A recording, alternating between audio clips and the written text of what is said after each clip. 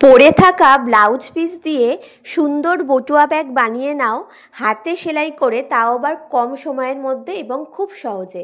বন্ধুরা, আমাদের অনেকের ঘরে কিন্তু এরকম চকমকি কাপড়ের কিছু ব্লাউজ পিস থাকে, যেগুলো কিন্তু আমরা বানাই না, সেগুলো আমাদের আলমারিতে পড়েই থাকে। তো সেই কাপড় দিয়েই কিন্তু আজকে তোমাদেরকে সুন্দর বটুয়া ব্যাগ বানিয়ে দেখাবো, যেই বটুয়া ব্যাগগুলো কিন্তু তোমরা বিয়েবাড়িতে অনায়াসেই ব্যবহার করতে পারবে। কেউ দেখে বুঝবেই না এটা তুমি নিজে হাতে বাড়িতে তৈরি করেছো, দেখে মনে হবে একেবারে কেনার মতো। তো দেখো, আমি প্রথমে একটা গোল অংশ দিয়ে কাপড়ের মাপ করে এইভাবে গোল করে কেটে নিয়েছি।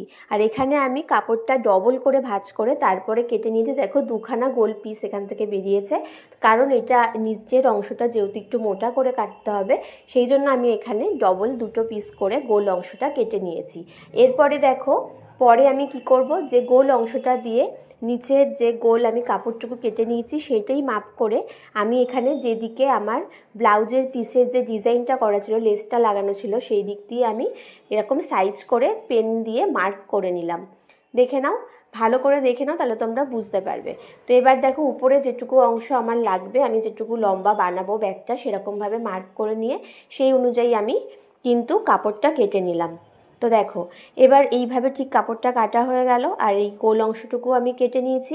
এবার এটা আমি এরকমভাবে একটা রান সেলাই দিয়ে দেবো, চারদিক থেকে ঘুরিয়ে ঘুরিয়ে রান সেলাই দিয়ে নেবো। শুধুমাত্র